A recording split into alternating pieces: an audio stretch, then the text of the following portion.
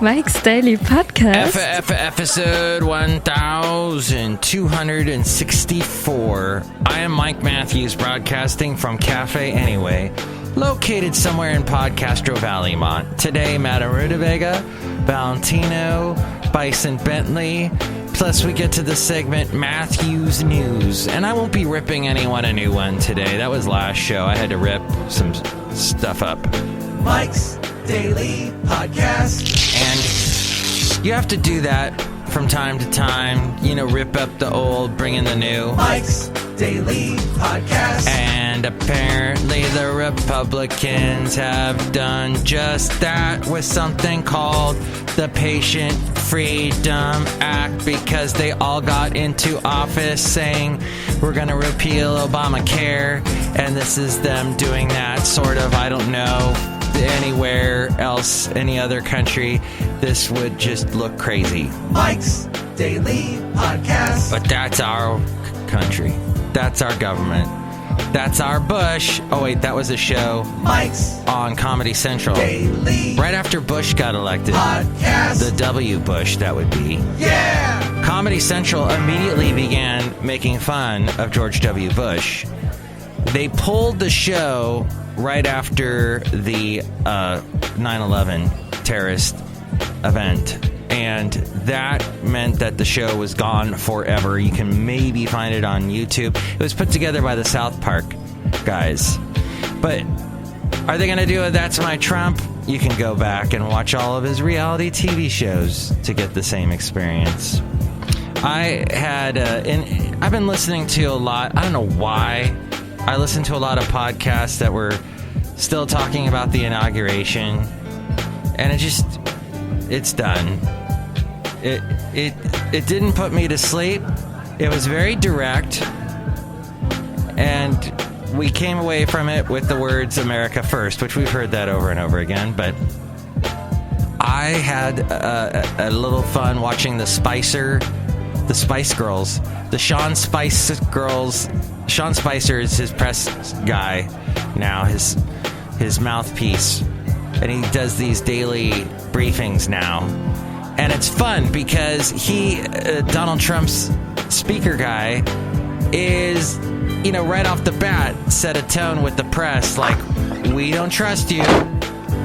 And it's fun to watch those because there's the press people, look who just walked in. The journalists are sitting there like, there's definitely war in the press room now, and it's awesome. So he made some can I find that? Let me find that real quick. Okay. I found it. All right, Sean Spicer was the press briefing, his first daily briefing, which was on Monday. Do you have any corrections that you would like to make or clarifications of what you said Saturday? Well, ask away, Jonathan. Just for instance, I don't want to get into relitigate the whole issue, but just take one, the issue of Metro ridership. You made a statement about. We did, Metro, and at the time, the information that was provided by the inaugural committee came from an outside agency that we reported on. All right, talking about, he was saying that the Trump inauguration had the most people ever watching it. Numbers that we had been provided. That wasn't like we made them up out of thin air. And do you stand by your statement that was the most watched inaugural address? Sure, it was the most watched inaugural. When you look at just the one network alone got 16.9 million people online. Another couple of the networks, there were tens of million people that watched that online. Never mind the audience that was here. 31 million people watched it on television. Combine that with the tens of millions of people that watched it online on a device. It's unquestionable. I don't see any numbers that dispute that. When you add up attendance, viewership, total audience in terms of tablets, phones, on television, I'd love to see any information that proves that otherwise. And then one other. Do you dispute that? Well, I don't want to get into numbers. I do. Okay. Okay. I'm just saying, if you're asking me a question about my integrity, I have a right to say if you add up the network streaming numbers, Facebook, YouTube, all of the various live streamings that we have information on so far, I don't think there's any question. It was the largest watched inauguration ever. More than Ronald Reagan's in 1981. I'm pretty sure that Reagan didn't have YouTube, Facebook, or the internet. Yeah, I think 41 million people watched You his. could do this job. 41 million watched his. Okay, so let's just take the Nielsen ratings, which are 31 million, and add it to CNN, 16.9 million.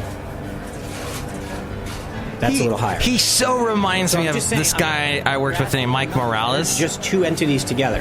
There's something likable about Sean Spicer. On Saturday, any second thoughts on that? I think coming in? Jonathan, look, I want this to, huh? You know. I came out to read a statement, and I did it. We're here today. I'm going to stay here as long as you want. So I want to make sure that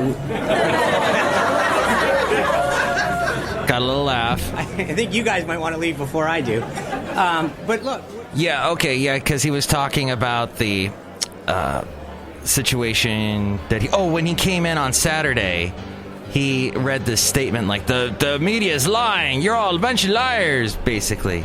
But by that logic of, if you take into, I'm pretty sure Ronald Reagan didn't have YouTube or tablets or iPhones, then my podcast is the most listened to podcast ever, because there's that access there. There's the possibility of people listening to this podcast all over the world on any sort of device.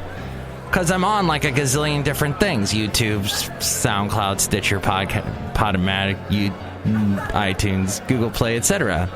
Find all those places at MIKEs-DAILY-PODCAST.com. But that's Sean Spicer, and that's he's trying to... I don't know how long he's going to last, but it's so amusing. Watch that. It's on YouTube. Oh, YouTube! So a couple people walked in. Hello, Michael Bass, it's Madame Rootabega, and I remember Ronald Reagan. He had nice hair. Yeah. I think you have to have nice hair to be president. Oh, wait, Donald Trump's president. Well, he's got something's on his head. But we won't go. That's a really horse that's been beat to death. And it... Oh, sorry, Nellie. Hey, Nellie's here. That must mean Benita's here. Hi, Mike. How y'all doing? Hi, Madame Rootabega. Hello, Benita. Your hat is so beautiful. Thanks. I like y'all's bracelets. Thank you. Did you both go to the Women's March on Saturday? Michael Mastrovi was there. Yeah, we went together, didn't we? Yeah. You guys didn't go together, did you? No, we're just kind of making this up off top of our heads, y'all. Yes, Michael Matthew. Okay. I wish I would have gone. I had to work. But yeah, it made a statement. It really made a statement. And the video, I watched some video off of Instagram. People were putting it in their stories, and it just looked like a great day. So, let's talk about something else. Talk about the weather. Bye-bye. Oh, look who else is here now. Hello there, Mike. This is Valentino, the parking attendant. And this is Bison Bentley. Do you know that? Mike, I would like to take Sean Spice's job. Oh, really? Yeah, Mike. And we want to start a turd party. Do you know that? Oh, yes, your turd party. So, I was thinking the other day about how I spent Friday night watching Toto. No, not the little dog from It's a Wonderful Life. No, wait, Wizard of Oz. That's right. Toto was a band in the 70s and 80s. Oh, walked in. And here's today's podcast picture. The podcast picture walked in. It's of me holding an old phone. It's one of those old sort of flip phones. I found one of those recently. My part-time job uses them. So I was like, oh, this will make me look funny if I put it up against my head. Those were the phones that gave you head cancer, didn't they? The phones today don't do that. Toto was a great band that had that song, Africa, gonna take a lot to take me away from you. And Rosanna. That was their big album, 4.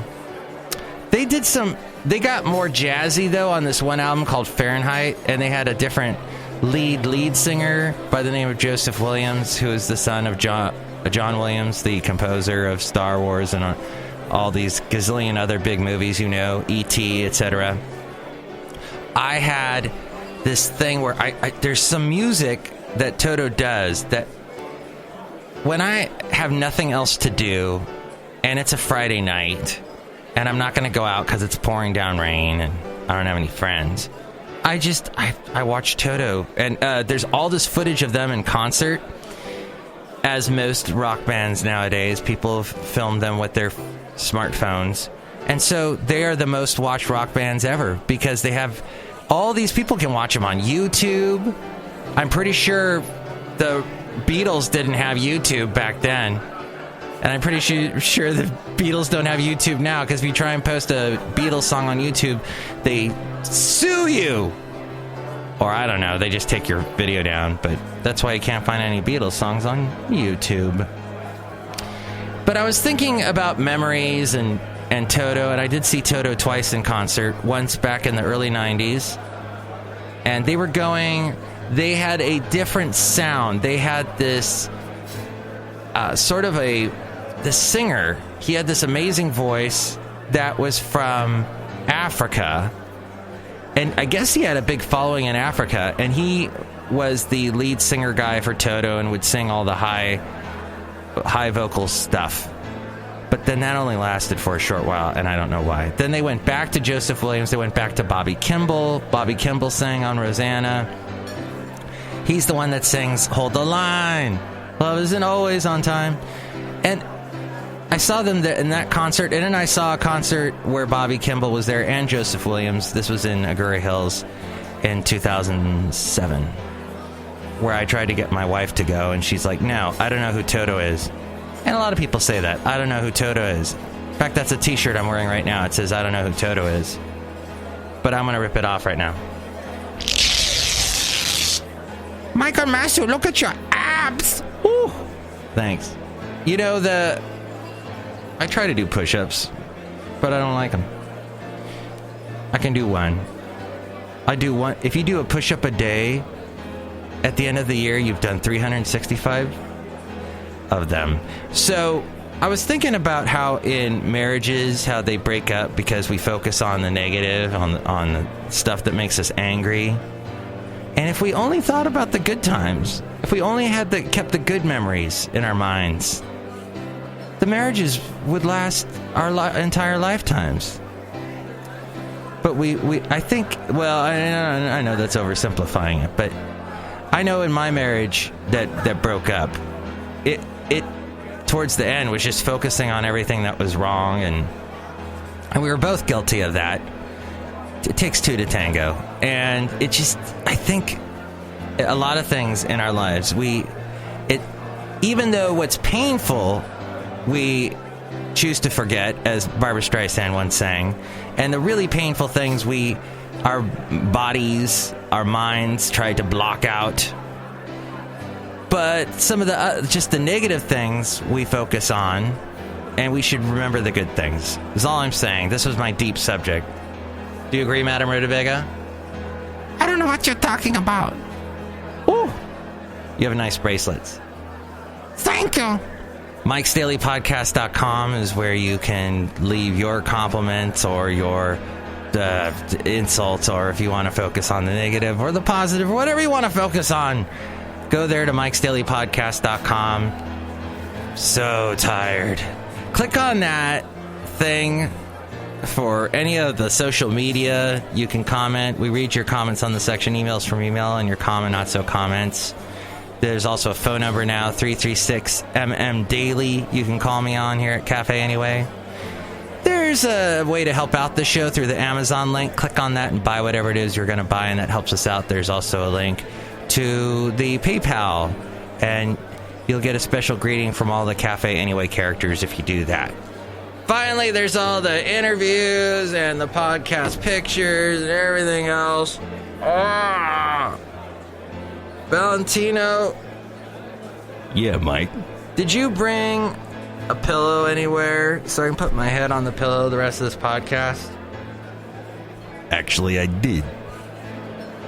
Can I borrow your pillow? Yeah, that's a little bit strange there, but here you go. There. Thanks.